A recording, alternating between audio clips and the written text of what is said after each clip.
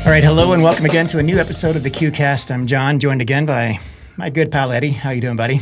I'm doing good, John. Yeah? Yeah. Great weather in town. Enjoying some outdoor pickleball. It's a good time. This is the first time I've been out. You and I went out before we shot this show today. Mm-hmm. I was on my scooter. First time I've been out in the sunlight for more than a couple of seconds since I hurt myself 2 weeks ago. It makes a difference. You start to get depressed when you sit inside all day. And your serves still smoked me. Yeah, right. Did you see the final episode of the battle? No, I did not. Yeah. I'm afraid. I hate watching myself play, but yeah, if y'all haven't seen it, this coast versus co-host MLP style battle we had in Austin several weeks ago now. The genesis of my hurt foot, not the actual genesis, but it was an exasperation. No, exasperation is not the right word. That means I'm... Exacerbation. Exactly. So I probably heard it skateboarding years ago or maybe hiking and then, flared it up in Austin and then finished it off here in Denver. So it's a multi-state. Certainly did a number to yourself. But if we ever play you again, John, I have a secret weapon. Okay. You want to see it? Yeah. I'll see you get it with you. There it is. The Hollis Franklin ball. We hit with that today. That thing is insane, playing with it on a court. We keep talking about what would it be like to play with these balls. Well, now we know. Now we know. It's nuts.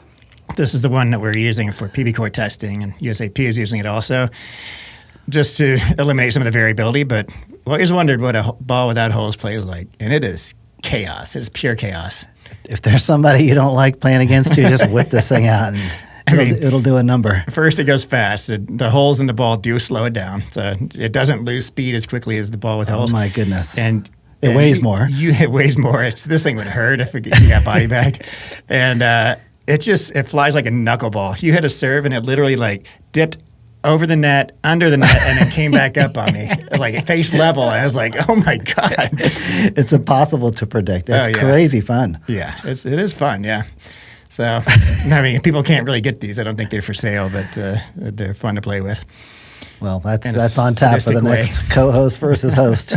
It's coming out when I'm when I'm deep into the corner. All right, I got to think hard on my defense on this.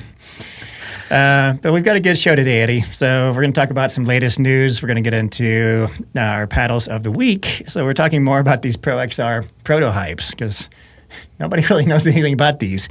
They're the secrets that all the ProXR pros are playing with. We did have some gear in the week. We're going to skip that, punt it to next week, and we got a ton of Q&A. All right. To catch up on. So first bit of news today.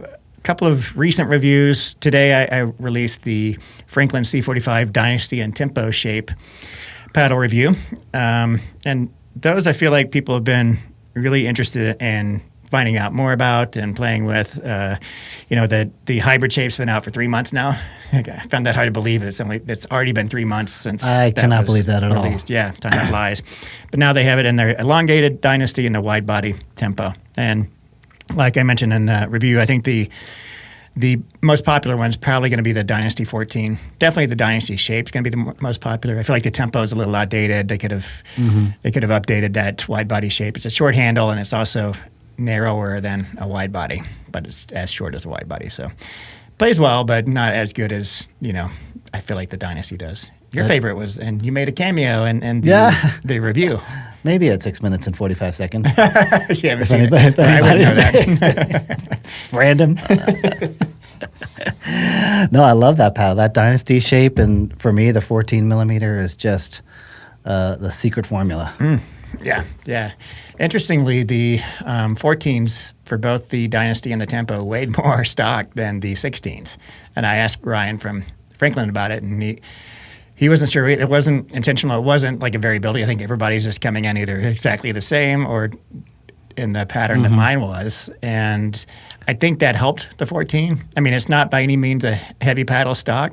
They're all light swing weights for the shapes. But that little bit of extra twist weight for the 14 stabilized it. Love the hand speed on that. I think it feels better than the 16. Even a little bit broader sweet spot, which is totally, the opposite of what you usually think of between 14 and 16. it was definitely the hottest in terms of firepower of those 4 varieties. I was playing in a group of 8 yesterday, all guys, high level. Most of them were playing with Yolas, and they saw me with this Franklin. They were asking questions about it, like why am I not playing with a Yola if I have access to anything? And I'm like, well, the thing about the Yola, it's a great paddle. But for me, I have to think more when I'm playing with the Yola because it can be overpowered. Yep.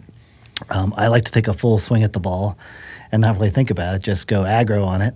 And the Franklin lets me do that. But it gives me that control with thirds and with, dinks to maintain control there. But that full swing drive with the Franklin's just so nice. Yeah, you're right. That's one of the best attributes of that whole line of paddles, I feel like, is the fact that they're so predictable. You can trust in the paddle.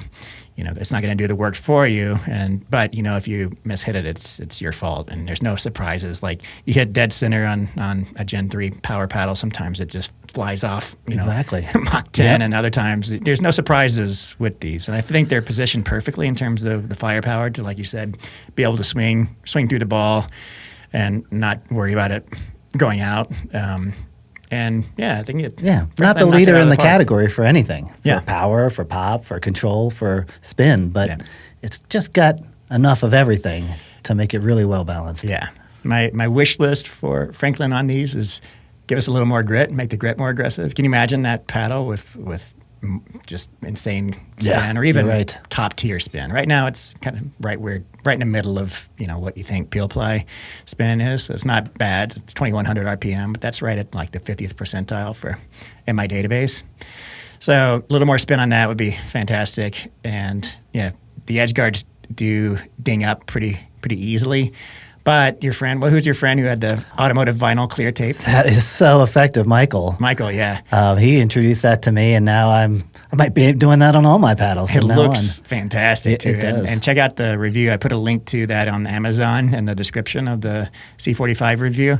I think it's like $9 or something for a roll of this tape, and I ordered some. You ordered some. Yeah. Everybody who was coming over I brought all 4 of the paddles for everybody to play with when we were shooting some B-roll.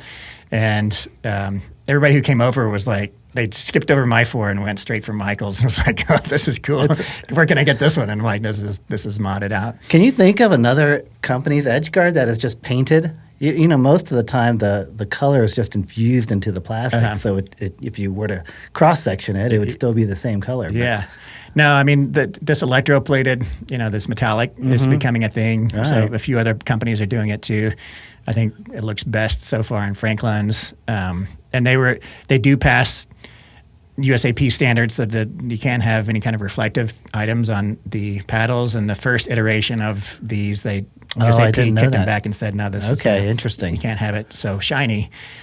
So they've matted it out, and I love the matte. I wouldn't want it any more shiny than it already is. I think there's just enough bling on there to make it draw attention, but not make it tacky. So, all right, good enough stuff about Franklin. From Franklin. Yeah, I also put up the Holbrook Arma review late last week, and that's another interesting paddle. It's their new power paddle Gen 3, and it's something totally different for Holbrook, because before they had those arrows, which were the edgeless, and they're very much kind of control-oriented paddles.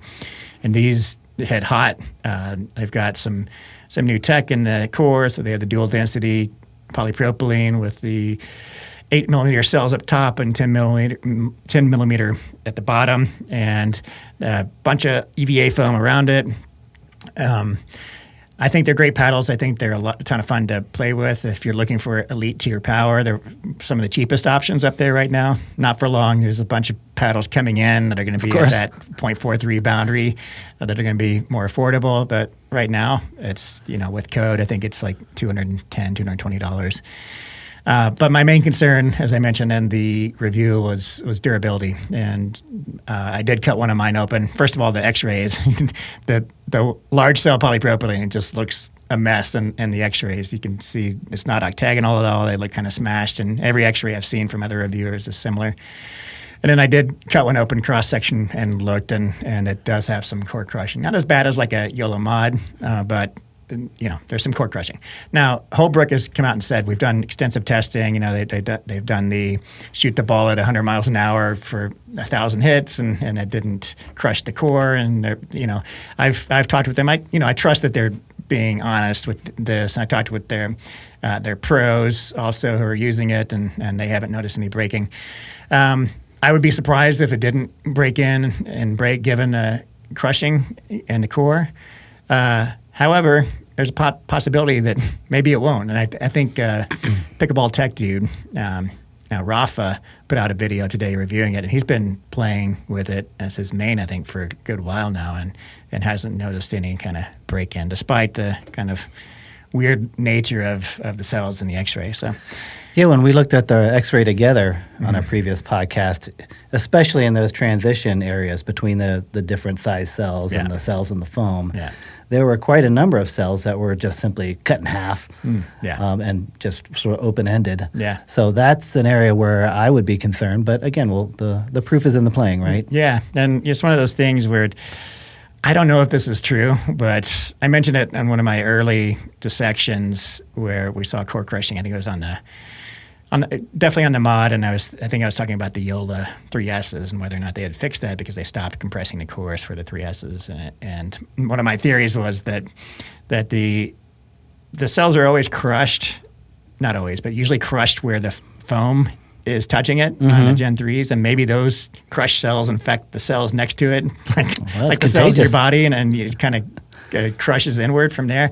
I don't think that's entirely the case. That certainly the core crushing from the factory and the mods is causing those cells in the center to break first, but it might be a concern. So I don't know if that's actually true, but what me and Justin, Pickleball, et cetera, and some other paddle reviewers are kind of considering right now, Dustin at Pickleball Medicine included, is whether or not if the foam is not touching the cells and there's actually a gap in between the two, if that's actually better for durability on paddles, and we think it might actually be the case.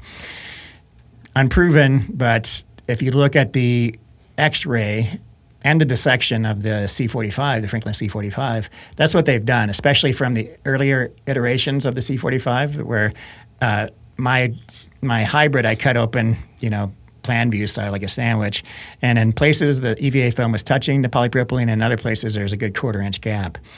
The X-rays of the newest version shows this 1/4 inch gap all the way around, so the EVA foam is not touching the polypropylene cells, and they may have figured out that this is what's causing less durability in our paddles. And the C45s, in fact, keep harping on the C45s, but it's been 3 months now. The hybrid's been out there, and I've heard almost no issues with core crushing on these paddles. Yes, there's always going to be a couple of cases, and also talking with Franklin, they're not getting a lot of returns. So it seems to be the more durable Gen 3. You think that gap does anything to power and pop? I don't think so. I mean, potentially, I would have thought the opposite. Like, intuitively, you think if there's a gap in there, there's space to move around. Yeah, it's going to trampoline. Yeah, it's going to eventually break down the glue and become desponded, but it's not. It doesn't appear to be happening in reality. It seems to be the opposite, in fact. Not to my Franklin. Yeah, your Franklin, you've been playing with it for weeks now. Probably 24, 25 hours. That's a whole day. All one day. You're crazy, Eddie. No, I've got probably more than any other paddle this year. Okay. More time on that one. And there's no signs of break-in. It's becoming a little bit deeper in tone, but maybe 5% mellower. Yeah, okay. If that makes sense. Yeah, it feels a little looser. Yeah. Actually a little better. It's breaking in a good way, not the bad way. Okay.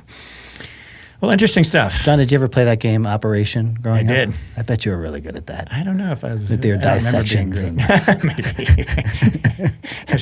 I spent hours in the basement with that game. So check out those 2 reviews. I'll be interested to see, once the Holbrook has been out and a bunch of people are playing with it, if it does hold up. I would love it if it does, because I think they're on the right track. I like where Holbrook is in terms of their goals and kind of the way they've been doing things. The owners are great people, so I'd love to see them. The paddle plays great. The only concern is durability. If durability holds up, good for them. Is that officially out now? It's out. Okay. Yeah.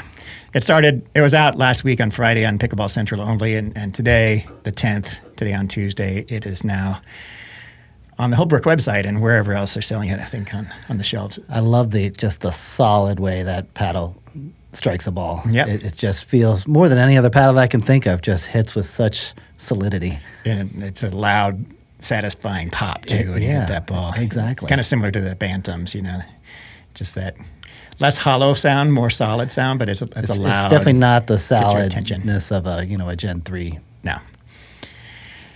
All right, Eddie. What else do we got here? Poll results. All right, so 2 weeks ago, I put up a poll, and all of you voted on your top 50 favorite pros. So that's an ongoing poll. You can go and update your results on that or update your vote on that. And I'll link to that in the description. You can see which pro is the people's choice. It goes Annalie Waters, Ben Johns, Anna Bright, on down to number 50. And what paddles they were most recently sided with. Not necessarily the paddles they're sponsored by. So we've got Kwangdong still playing with the blacked out Holbrook Arma. We've got a couple other people playing with paddles that are not their sponsors. Fed Stackstrud still playing with the Yola. He's moved on to the Agassi Pro now. But also, I tabulated the paddles last week that all the top 50 pros are playing with and ranked them by the number of pros playing with them. So at the top of that list was the Proton Flamingo. So 7 of the Proton pros are playing with the Flamingos. 6 of the Yola pros are playing with the Perseus 4. 6 of the ProXR pros are playing with the Prototypes. That's every one of the ProXR pros. Franklin CD45 Dynasty, 4 pros are playing with that. There are actually more, but they're lesser known pros. I didn't put on, they aren't in our top 50. Selkirk SLK Era, 4 pros playing with that. That's another one where every single Selkirk pro on the top 50 is playing with that paddle. They abandoned the old 008s. And there were 16 other paddles played by 1 or 2 pros. Now, for last week, I put up a new poll. Reorder these pro paddles based on your preference. What you like, what is the most interesting to you, even if you're not playing with this paddle. So we got the results in here. I'm not going to go through every one of these because I can't sort it on my phone here, but I can tell you the bottom of the list, the lowest rated paddle was the Vulcan V730T. And that's the one Tyler Loong is playing with. Next to that, we have the Volair V1F. So Dylan Frazier's paddle. Next to that, the Pickle Vantage Pro, Gabe's paddle. Next above that is the Yola Magnus 3S. Makes sense. Not the most popular shape out of their lineup. We've got the Babolat Striker Plus. We've got the Holbrook Arma T above that. We have the Paddletech Bantam ALWC above that, so we're getting close to the top 10 here. We've got the 6-0 Ruby above that. We've got the Paddletech Bantam TKOC above that. It's interesting that the TKOC came in so much higher than the ALWC. I would have thought. Have we hit the ESQ yet? ESQ is not in here because, because none of Coop the pros is in the top gotcha. 50 loaded pros. Yola Perseus 3S just above that. We've got the Yola Scorpius 4 just above that. Franklin C45 Hybrid next. We're going toward the top here. Okay. Are we at number 5 yet? We're in the top 6 right now. Selkirk SLK Era. Above that, we got the ProXR Protohype next above that. And then, what are we, top 4 now? Carbon 1 TFG, True Foam Genesis, taking the 4 spot. Number 2, the Proton Flamingo. And number 1, Yola Perseus 4. So Yola takes the top still, even among our So the Franklin Dynasty didn't make the list. Yes, it did. Didn't I say that? You said the hybrid and then... Okay, so the hybrid is at like 6th spot and the Dynasty is, I messed up there. It's 4th spot. Okay. Or 3. Hey, pure science. I love the exactness of your... All right. Boy, that was I'm a total... tired. That's a total shit show. All right. Let's what do I'm a going to do different is poll next I'm going to ask ChatGPT just to make a video of myself reciting the correct results. Maybe I'll put this up. I don't want to be mean, but I got this email from somebody who was like, your thumbnails redesigned, and there was a before and after, and he took my Selkirk Lux 2, and it was a pretty good thumbnail. And he was like, before there's the original, and after it was just a total train wreck. It was horrifying. Like they put my face through some AI, and it was just like this burn victim. It was all totally smooth, and like the colors were all off. Will you please post that right here in the video? Okay. Thank you. I don't mean to be mean. No, it's I don't great. think this person watches the podcast. I think our anymore. audience would be very keen to see that. Okay, good stuff. Just glad I wasn't involved. All right, new poll up, Eddie. This week we are talking about what is your paddle main? What are you maining right now? Okay, good. I love that one. This is going to be a popular one because I just put out the newsletter this morning and we have already got over 100 responses to this poll. So what are you maining? And then rate it from 1 to 10. I doubt that many people are maining a paddle that they don't like, but maybe there's some It could be. variability in I can there. see So that. love to know. This is going to be good data for us too in terms of seeing what the most popular paddles are right now and maybe tailoring some reviews to those that we haven't reviewed yet. So How specific do you want people to be? Like model and thickness? It prompts them through each one. It does, okay. Yeah, it's the model. So it's the brand, the model, and the thickness. Okay, good. Yeah. And then rate it from 1 to 10. Oh, I can't wait to see this. Yeah, it's going to be good stuff. All right, let's get into the Should have paddles asked of for the their duper while you were at it. week. Why? Well, it'd be interesting to see how things skew over Okay. over people's. I like that. We'll get that next time. Okay, I'll go back and collect the data. More polls every week. Yes. Your favorite segment, Eddie, Paddles of the Week. Love battles of the week. So surprisingly, this ProXR Protohype is pretty high up on the level of interest in the last poll that we took. Probably because every single one of the ProXR Pros are playing with these. And there are variations of these. So this week, what we're taking a look at is the Protohype number 19, Roman numeral 19, and the which also falls under the Prototype 21 falls under this category. So these are basically the PaddleTech Bantams with ProXR finishings on them, or they're supposed to be similar to the Bantams. What did we play with last week? Last week we played with their Gen 3, and we have a Gen 3 in here also, Okay. the 6, Roman numeral And that was a 6 29, today. right? Or no? No, last week it was a 20-something. This week it's 21. Okay, 21. Very confusing naming system, but once they come out, and I mean, you can buy some of these already, these Protohypes, and they're just like small releases through ProXR, but I imagine once they go to the full production models will be called something different. Anyhow, let's back up here, Eddie, and talk about the Protohype 19, the XIX. Let's first look at the X-ray here. This is an X-ray showing a very similar look to the PaddleTech Bantam. So we've got these steel balls in here. In putty, you can see the putty holding the balls into the polypropylene cells. Exactly the same as what's going on in the TKO and also the ALW and the ESQ. It also looks to be 10 mil width cell size for the polypropylene. Could be wrong. Let me zoom in on that. Yeah, it's wide cell. So same as the PaddleTech Bantam series. I can't recall, did the PaddleTech Bantams have the ball bearings right at 9 and 3, or were they also up a little further on the paddle? I was going to say this? these look different than the Bantams in positioning. Maybe. But we went out and hit with these today. And, by the way, this particular one, this elongated one, is being played by Connor Garnett right now. And then Jack Munro uses the wide body version of this, so the XXI, which we also hit with today. Where is this paddle, John? Oh, do I have the wide body? Yeah, this is the wide body. So this is the Protohype 21. This is Jack's. We've got the twist weight and swing weight. You want to read this off, Eddie? Right. The swing weight on this one's 109, twist weight of 7.20. That's really up there. Yeah.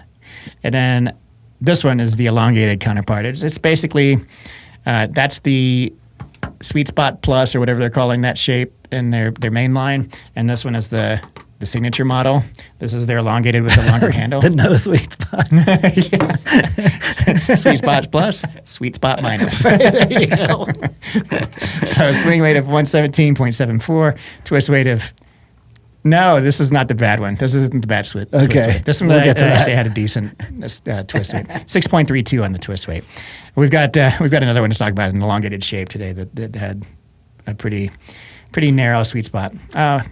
Anyhow, let's talk about these two. So again, these are the wide cell polypropylene modeled after the PaddleTech Bantams, even down to the weighted putty and ball bearings in the sides to increase the twist weight. What do you feel about the XXI, the 21? That's the Jack Munro paddle. We'll call it that. Yes, solid sweet spot. The handle's on the short side for my particular taste, but You can definitely feel the elongated sweet spot. They seem to have, and maybe this is the placement of those ball bearings, they seem to have negated some of what I didn't like about the Bantam, which was that dead spot north of, in the top quarter of the paddle. So I felt less of that deadness up there. But I felt more power and pop with the original Bantam than I did with either of these two paddles. For sure. Yeah, that's a good observation that maybe raising the ball bearings helped with the dead spot. I've still felt it up there. Mm-hmm. It's definitely doesn't feel like a thermoformed or a Gen 2 paddle. But do we have a ball? Just the holeless one. It doesn't have exactly the same feel either as the Bantam. So we were comparing these today, this shape compared to the ALWC and the elongated shape compared to the TKOC. And I'd say that these have a denser feel. They don't have that kind of satisfying clunk sound when you hit it like the Bantams either. And I feel like the firepower is less on these. It's still good, but not crazy, not right up against the legal limit. All right, so here's the sound of the ball hitting the ALWC. And then the Protohype. Oh, it's not exactly the same in here. It didn't sound the same on the court, so let me tap it. Protohype. It's got a little bit of a denser sound versus the ALWC. Boy.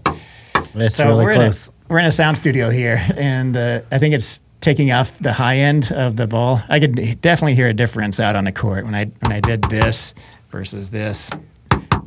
You can hear a little bit of it. That one's a deeper sound, and this one's a more hollow sound. I'd say that the Bantams feel a little more hollow versus the Protohypes feeling a little denser, but they also feel a little softer, the Protohypes do, in my opinion, than the Bantam ESQC. And yeah, I dropped the firepower down a couple of notches. I actually did get a KewCore on this. So the elongated one got this Protohype 19, so the one Connor Garnett is playing with, got a KewCore score of 0.5067. And according to this chart, that puts it right in line with the Carbon Truefoam Genesis 1. It's a little lower than this, in between the Carbon 1 TFG and the Proton Flamingo. That's right where this is situated. And the ALWC, this one is way up there past 0.53. So that's about what I experienced with this as well. Any other thoughts on these, Eddie? So I went straight into this one. This is the one that Connor Garnett plays with, the elongated one. The sweet spot on this one's better than its counterpart that we're going to talk about in a second, but I still feel like this shape isn't the best for sweet spots. It seems very narrow. Mm-hmm. Do you know the dimensions on that? It's not. They're not going all the way out as far as they could with this. It's elongated shape, so it's like 16.5, but I think it's like a 7.3 instead of a 7.5 inch width. By the way, these are both the 12.7 inch thicknesses. There's also 14.3 on these, I think. I wouldn't say, there's a complete lack of power, but definitely not where the Bantams are. And looking at these, the carbon fiber looks exactly the same. You can just kind of tell like the PaddleTech carbon fiber look. You can really see the unidirectional carbon fiber strands in there more so than other carbon fiber paddles, and it looks exactly the same on the... Boy, even everything down to the color selection is the same. Yeah, I bet they have wooden pallets in here too. Do you have anything to take tape off with? Just my fingernails. What's the reasoning, John, for a company to work with another company like that in developing paddles? They're both owned by the same company. Same parent company. Capital, yeah. So they work together. These, I imagine, are also 100% made in the USA, the Protohypes. They are wooden pallets. Mm-hmm. So the exact same. I think this balsa wood. Little strip on the side. Yep. So for all intents and purposes, the exact same build. I don't know if the polypropylene is slightly different, but they don't hit exactly the same. And I think it's maybe more than just the shape of the paddle. I think there might be something slightly different, but I could be wrong. But they do hit differently. In the same family, I'd say, but more like siblings or maybe first cousins. I don't have a lot of experience with cousins. Why is that? I won't get into it. Your preference between the Protohypes and the Paddle Techs? I mean, I like the Paddle Techs a little more. They give you a little more juice, a little more satisfying feel of the ball hitting the surface. Thank you for jogging my memory here. Hit it at the kitchen, just with the punch volleys, my backhand flicks. I felt a lot more juice coming off of the ALWC and the TKOC than I did these two. I think these are more balanced with regard to the power pop profile, whereas the ALWC don't get as much power with full swings, but you get a ton of pop with short strokes. These are toned down a little bit for pop, but the power is, I think, from the baseline, these might hit a little harder than the ALWC. Okay. What are your thoughts on that? Did you feel the same thing? Absolutely. Interesting stuff. I think these are $240 with code. So not cheap, similar price as the Paddle Tech Bantams. Made in the USA is going to raise the price. But just another option for if there's any curiosity, I'm sure people are wanting to know. That's mostly what we're doing here is why did all the ProXR Pros switch over to the Protohypes? So just give me your honestly, feedback John, here. I have a preference to the paddles we hit last week. Do you? Yeah. You like those better? Yeah, I felt they were more balanced, bigger sweet spots, just a more impressive lineup, in my opinion. Do you have this is the other one, yeah. So let's talk about that one because this one is the similar build to the one we played last week. So this is a Gen 3 foam enhanced core. You can see the handle's also different. It doesn't have the wood pallets. It's not made in the USA. These are made in China. But this particular model is the 6, Roman numeral 6. It's currently played by Zane Navratil, Kate Fahey, and Riley Newman. And let's look at the X-ray here. So you can see it is a combination of wide cell, 10 millimeter polypropylene. I've got to dissect one of these, but I think there's the stiffer expanding edge foam all the way around the perimeter. You can definitely see it in the handle. But what I'm not sure on is if that continues up the entire perimeter of the paddle or if that's the edge guard I'm seeing in the X-ray. But regardless, you have a thicker horseshoe shape of foam. Right about there. Yeah, going around in the similar configuration as Yola's propulsion core. Looks a little thicker, I'd say, than the Yola foam. I imagine it's a similar, softer EVA foam. But yeah, it's kind of a different combination of the wide cell polypropylene and foam enhancement for a Gen 3 paddle. So we hit with this one. This is their signature shape, so elongated. And you want to read off the swing weight, twist weight? Yeah, the swing weight is 114 and twist weight 5.41. Yeah, I was surprised about that twist weight being so small. You'd think the foam alone, the foam is denser than the polypropylene, so just having that foam in the edges would boost that twist weight, but it definitely didn't hit like a big twist weight either. I noticed a pretty narrow sweet spot on this one. Yeah, long, skinny paddle, not completely unexpected, but Sure. with the construction, you'd expect, a little bit better than 5.4. What's the swing weight again? 114? 114. So feels about right. There's room for weighting that. If I were to play that, I would definitely put on some tungsten tape right up the edges. Yeah. Or starting at the neck and go 0.5 gram tungsten tape and go all the way up to here. All the way down to the. What were the shapes we played with last week? Because they didn't seem to be lacking in sweet spot the way this one. I wonder how they were different. I'll have to go back and look. I think there was a similar. I think that's the only shapes they have. So the signature. No, they had a hybrid shape. That's what I thought. So not out yet. Yeah, that one did feel better. Mm-hmm. Okay, interesting. So, yeah, PBCOR. PBCOR definitely came in low on that one. I've got to retest it. It came in like at the boundary of control and all court. That's not a control paddle. I put it just from hitting it today, either boundary all court power or lower in the power paddle category. Probably lower in the power paddle category. What do you think, Eddie? Definitely not whatever's written here, 0.43. Yeah. Yeah. That would be pretty firmly in the lower end of all court, wouldn't it? Yeah. What do you think? It's Power or all court? I think still all court, but on the higher end. Okay. Yeah. So not as powerful as these That's right. ones we hit with before. So the Paddle Tech Bantam style. Yeah, I agree. Definitely not as poppy. It had a clunkier Gen 3 feel. It needs to open up with some perimeter weighting before I could really give it a fair evaluation. But yeah, interesting stuff in the works from ProXR. So interesting that they're combining made in the USA models with Gen 3 made in China models. But I wonder which of these will come out, which of these Gen 3s will come out first. Probably this one we hit with today, based on the fact that all the pros who are playing with these are playing with this one. Yep. Alrighty, good sir. Let's move on. This is probably going to be a shorter podcast. We do have a lot of questions, though, so we're going to move on to Q&A. First question. We've had a lot of good questions over the past few weeks, and these have kind of accumulated for the past 2 weeks. So from Kareem Karawala, can you talk about the sweet spot location on paddles based on the shape and face size? For example, the Perseus versus Magnus, or TKOC versus TKOCX. How does having more or less face move the sweet spot higher or lower? Also, potentially dig into sweet spots on curved top versus flat top, like the Perseus versus Hyperion. Thanks, and love the pod.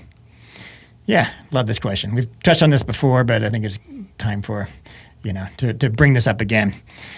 Anecdotally, John, and I can do this by example of the Franklin. Mm-hmm. Their Dynasty shape is more of a squared off paddle, so there's a little bit more just bulk in the corners of the paddle, whereas their other shape is more of an arrow top and doesn't have those corners that the Dynasty does. Mm-hmm.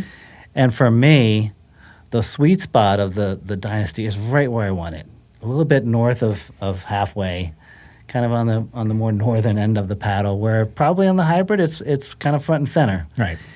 And so I think there is something to that, to what the listener is saying about just paddle shape, sweet spot, and construction. I mean, we think of arrow tops and whatever as being inconsequential, but I don't think that's true. Mm-hmm. Yeah. I think it's true as far as aerodynamics go. Yeah. But not as far as center of gravity and weight distribution. Right. So that's the key, is there's going to be a trade-off when you're talking about shape between maneuverability and sweet spot. So theoretically, the best sweet spot is going to be a completely square face. And we've seen people try that, and nobody wants to play with a very, very ugly square paddle. I'm thinking about one of the Honolulus. I forget the number, but it looked like a pizza peel for real. I mean, it was such a squared off thing, but that thing probably has the biggest sweet spot. Now, I think there's some nuance to the sweet spot issue also. So what I like to think of is sweet spot follows weight distribution in the paddle. So adding weight to the perimeter is like a magnet that draws the sweet spot out. So we have shape, which contributes to that, and we also have the weight placement. So that's partly why thermoform paddles played so much better, had a bigger sweet spot than their Gen 1 equivalents, because there's extra weight in the perimeter versus, all across the face. And that edge foam added weight to the perimeter. There's also some, when it cures, it's kind of like making it pressurized, giving it like a drum head effect, which also increased the power and feel of the sweet spot. But regardless, the higher density foam, the foam is higher density than the polypropylene, and the foam was placed in the edges. It was accidental. I don't think anybody engineered it to have bigger sweet spots. It was just a filler so it can fill the mold, that foam, but it actually did increase the sweet spot size.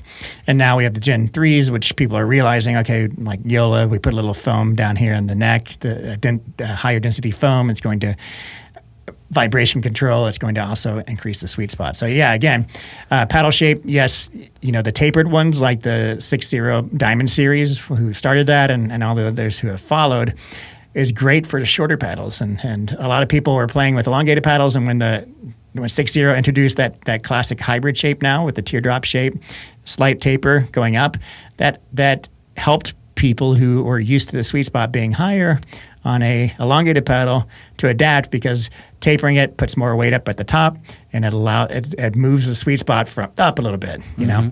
Now, Honolulu then came out with a hybrid shape, their J2 shape, which didn't have the taper. So you have parallel walls, and that increased the sweet spot overall. So it added a bit of sweet spot depth at the bottom, and that ended up being a big hit for people who are accustomed to the hybrid shape, or even played with a shorter paddle, who could hit the ball lower on the paddle and it still felt great. So that's a good example of this listener's question: how does sweet spot follow shape? Where the teardrop shape had a bigger sweet spot up top, and when you made it parallel, so the 60 Diamond Series taper, higher sweet spot's higher. The Honolulu J2 shape, where there is no taper, but otherwise it's the same shape. It's just a broader sweet spot overall, especially down at the bottom. So yeah, I think that the next frontier in engineering large sweet spots is to make the paddle as low density as possible without durability concerns in the center of the paddle. Think about a tennis racket and put all the weight around the edges. Mm-hmm. That's tough on a pickleball paddle though, because you do have durability concerns. You got to have good epoxy gluing the face sheets onto the core, or else it's going to disbond. You've got to prevent core crushing, which happens with low density polypropylene. So you've got to have something strong and at the same time doesn't feel like total garbage to hit, like Kevlar. Kevlar is very strong and light, but man, you hit a Kevlar honeycomb core and it just feels horrible because it's so stiff. I think that's where foam comes in. Once we recognize which foams are more durable and lighter, we could put that in the center, put heavier foam, denser foam around the edges, and we're going to be able to, together with shape is still important, be able to manipulate the sweet spot to benefit. So why is a square the biggest sweet spot and not a complete circle? Well, because the circle cuts off the corners and it narrows. You go from a sweet spot like this on a circle to a sweet spot like this on a square, right? You get more up towards the corners. I think that's actually why Ben Johns switched back from the Hyperion back to his original shape. So Ben Johns started with the Franklin Pro Signature Ben Johns Max Grip paddle, which is the exact same shape, as far as I know, as the Dynasty today. And that's your classic 16.5 by long by 7.5 inch wide rectangular paddle. And he switched over to the Hyperion. That was a new shape. The aero curve top was kind of new, and he hit Yola, and he played with that for maybe the better part of a year. And then he went back to that original shape in the Perseus, because I think I heard him say on some interview that when he hits flicks, in particular, he likes to catch the ball to help spin it off the sweet spot toward one of the top corners, and he kind of goes around it, gets over it. And he wasn't getting what he wanted with the curve top because of the reduced sweet spot up there. It was dying on him more than it was with the square paddle. Makes sense. I wonder why we don't see tennis rackets that are shaped like this. I think it's different for tennis rackets and padel. Padel paddles are teardrop shape, circular or teardrop. Yeah, I think and they're pure EVA foam. I wonder if they've experimented with square padel paddles. Don't know. Maybe that's a new frontier in padel. All right. We will see. So good question. Thanks, Kareem. You want to read the next one? I had one picked out here, John. Give me a moment. Here we go. This from Scott Francis 13. Really not a question, John, but a comment about the Vapor, the Pro Power. He says it's legit. I didn't notice any drop-off in power from my regular Vapor Power. Dwell and spin were better, softer feel as well. The Alpha? Right. Okay. Yeah. Is that your consensus as well? No, I think for my impression, it hits softer, for sure. We're in agreement there. But I think it's just a touch less overall firepower. Okay. Yeah. Definitely less in the pop department. I feel like the original Vapor Power is poppier for shorter strokes. Maybe, I haven't gotten to play with it a lot before I was injured. And since I've been injured, I'm only able to do smaller things. So maybe it makes up for it at the baseline with fuller strokes. You get more power, but less pop, and less power and more pop with the Vapor. They might equalize in that regard. But overall, I felt like the Alpha that I have anyway is a tad less powerful overall. Yeah. For me, it's the power levels are actually pretty close.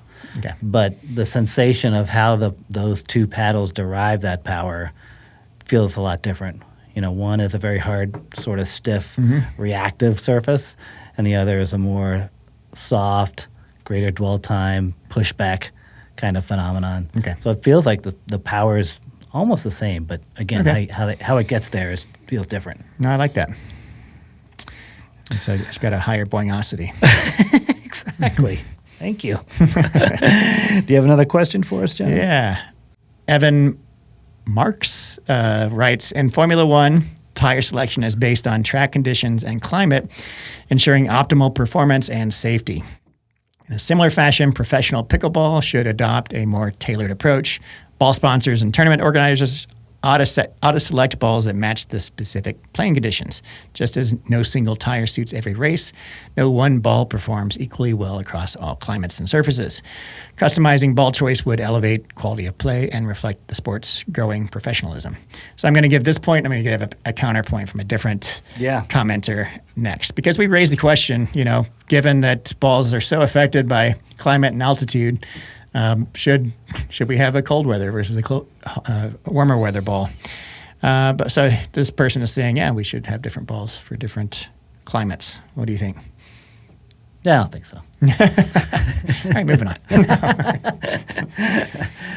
Well, it's not a binary system. There isn't cold and there isn't warm. There's just ingredients. I suppose with F1 as well. It's not there's infinite variables at play.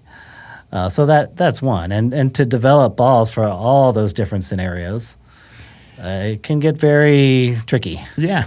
I mean, maybe in 10 years when we're much more sophisticated, because I feel like ball research is, if there's ever been any, is minimal compared to paddle, right? Right. A lot of research and development has gone into paddles, not much into balls. Now, I'm sure that, I don't recognize that, all these different polymer formulas are very complex. Nevertheless, I feel like balls are at least way behind paddles. So I think in Formula One, definitely they're well ahead of pickleball in terms of tire selection versus balls. Right. But I think there's a point here. If we ever could get to the point where, balls could be so dialed in to like plus or minus 5 degrees and Fahrenheit and also percentage humidity. And let's say Franklin wanted to support, one variant of that ball in these conditions for the Pro League and other variants, and they hit the same, then why not? I want to see a ball that doesn't go out of round and is durable. But after that, I think pickleball is kind of fun because of the variability of ball and wind and the environment and the grit of the surface and all the fun we have with paddles. I think that's the challenge and the fun of the game is who adapts quickest to these changing conditions. You're going to love this next comment then. But yeah, to your point, I think first let's focus on true bounce and durability in balls before we want to get into the nitty gritty here. With that. So Gail Redman says, I don't like the PPA I don't think I'd like the PPA to use different balls according to the weather or other conditions like altitude. The fact that the game is slightly different according to the conditions makes it more interesting. Maybe there will be players who are specialists of cold temperature pickleballs, others who will be better when the weather's hotter, etc. In tennis, there are players who are clay court specialists, for instance. That opens the possibility for more diversity in terms of potential medalists. But so far, the temperature has not proven to be a strong enough variable to really change the outcome of the tournaments in pickleball. Gail, genius. Hey. He's speaking your language, Eddie. He or she. Yeah, I think this is a really good counterpoint to that. And yeah, in tennis, as far as I know, they're not using different balls on clay versus hard court. Correct me if I'm wrong, anybody who knows better, but... I think we need a counterpoint segment of the show where we take two sides of an issue and go head to head. Yeah, I like it. I had this theory course in grad school, and it was the most famous archaeological theoretician, Louis Binford. He was a professor of mine, and he had us... He would give us a point-counterpoint thing, and we'd have to go read like dozens of articles, and we'd have to defend our case, and then we'd have to switch over and defend the opposite side of the case, in the same class against the same people. So that really made... I love it. Critical thinking. Yeah, I love it. We really worked on those skills. All right. Can I take the last question? Yes, please. So this doesn't come from your list. Okay. I was reading some chatter somewhere on the internets about ALW versus... Serena Williams. Oh, okay. ALW clearly is on a massive win streak in pickleball, women's pickleball, particularly singles. Well, actually, all facets of the game. Yeah. Serena Williams, far actually surpassing what Serena did in her career in terms of just overall victories. Right. Which do you think is the greater athletic achievement? What do you mean? Like Serena? Between ALW at this point in her career versus Serena? I mean, both are exceptional, obviously, ALW and Serena, but I think ALW's record is, you can't argue that she's medaled more than Serena, but I don't think you can argue either that Serena is the GOAT in tennis and also has a more pedigreed athletic career than ALW. Give ALW another 10 years, maybe she'll be in the same rank as Serena in terms of what we consider amazing athleticism, but definitely not yet. Do you think that she is as an equal to Serena just in terms of raw athleticism? Maybe. I don't think she's had a chance to prove that yet. You know? Yeah. What do you think? I don't know. It seems to me tennis has such a larger universe in terms of junior tennis, developmental tennis, college tennis, and beyond. To even break into the top several hundred in tennis is a massive feat. Yeah, for sure. Just because of the sheer numbers of people globally that play tennis. Much deeper. Whereas pickleball is obviously it's huge, right? But it's not that. Yeah, for sure. There's very few pickleball programs in high school, for example.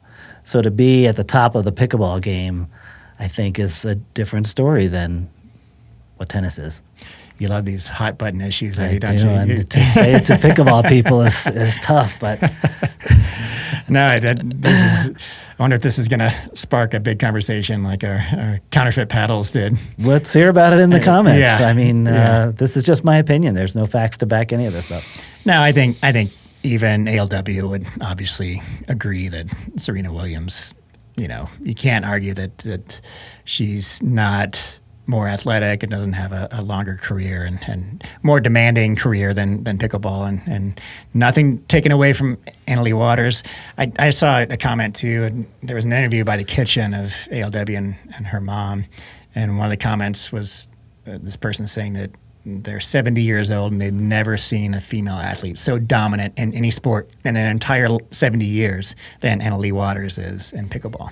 But like you said, bigger talent pool in tennis. So to get to the top, elite top, and hold that position for so long in tennis, at this point is harder than pickleball.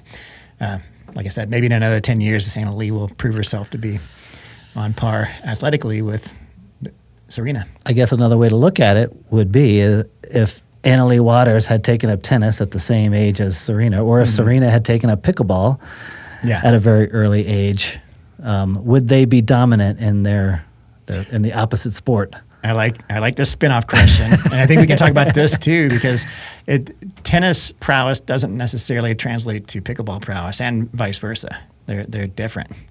You see these Jack Sock, you see these very high-ranking tennis professionals coming in, and they're not able to, so far, to take over pickleball. And so far, it doesn't look like Jack he's amazing, but it doesn't look like he's going to ever be number one unless he figures out a different way to play. And we've seen other people who were expected to come and take over pickleball because they had a high tennis degree, not working. In the same token, I don't imagine that Anna-Leigh's skill set would match tennis as well as it does pickleball. She seems to be perfectly suited for pickleball. She just can't seem to miss. Now, part of that is her tough mentality, which would translate over to tennis or any other sport. But I think something about Anna-Leigh's physical prowess and her tendencies and inclinations translates better into pickleball. Maybe there's a genetic component as well. Maybe. You really want to get to let's go something controversial going. Well, with that, I think we should call it a day, John. Yeah, I want to do one more, Eddie, because we are. Well, then I take it back. We're just getting close to an hour. All right, so this one is from Greg. He says, regarding your discussion on PBCOR, if tests are biased toward full swing power rather than pop, why did they sunset the Black Ace Pro, which, while very poppy, is lacking in the power department? So this goes back to a couple weeks ago when I was discussing what I think might be going on with the PBCOR formula, because there's various corrections in the formula. One of those has to do with the swing weight of the paddle. And what I've noticed is that, first, it's undeniable. As you increase the swing weight, other things being equal, the PBCOR score goes down, right? However, other things aren't equal. So if you put a paddle in a clamp and shoot it without weight, put that same paddle in a clamp, add weight to it, it's going to return the ball faster. Now, the PBCOR formula is correcting for that and where the ball hits on the paddle, because you're not able to swing the paddle as fast when there's weight on it. If it has a higher swing weight, you're not able to do this as quickly as you are with the paddle without the weight. That being said, the pop metric, which I thought would be easier to capture with lower speeds on the PBCOR cannon, is still eluding me. So I'm not able to get anything yet that really lines up with how I perceive pop and my radar gun metrics on the pop metric. So my thought is maybe the formula is part of that, of the reason why I'm not able to get this, is because it's correcting for full swings from the shoulder versus wristy or elbow dominant shots, So maybe if we tweak the formula, or maybe if I put a little bit more weight into the swing weight, no pun intended, then it might bring that at the lower inbound speeds, into agreement with my understanding of how pop works. So long-winded answer to get into answering Greg's question here. So he's saying, okay, if it is an issue that the PBCOR formula favors power over pop, then why did the Black Ace get sunset by USAP? So I went back and I KewCore tested my old ProKinetics Black Ace. Mm-hmm. That brought back some memories just looking at that. Wasn't that your first review? No, my first review was actually of the ProKinetics Pro Spin. And this was like my second or third review of the Black Ace. Now, nobody can deny that it's got a ton of pop. It still, by today's standards, is right up there in the 90s something for pop. But yeah, I agree with him that it doesn't have as much power from the baseline. So I KewCore tested it, and mine came in at 0.5166. So that would make it not illegal according to how I'm calibrating mine with USAPs. So again, that is 0.5166. If you look at comparable paddles to that and my KewCore scores, that's going to be like the Paddletech TKO-CX 14.3 and the Rhombus Ripple R4 shape. That's on the lower end of those Rhombus Ripple powers. So according to my test, it wouldn't fail. And that's about kind of where I'd put it overall. But there's a lot of variability paddle to paddle. Not every paddle hits the same, even in the same model. So maybe the one that USAP got its hands on was slightly core crushed, making it fall outside of that range. But I do agree with Greg that I don't see the Black Ace as being illegal by today's standards by any means. How about you? Do you remember how that hit, and how would you compare it by? I just remember it being very poppy for the time, but I can think of a number of paddles that are equally poppy, or at least that's my perception of them. Yeah. Good stuff, Eddie. We are at the end of the show. Then in that case, that's a wrap. That's a wrap. We wrapped it up twice. Double bow. All right, good sir. Right on. See you next week.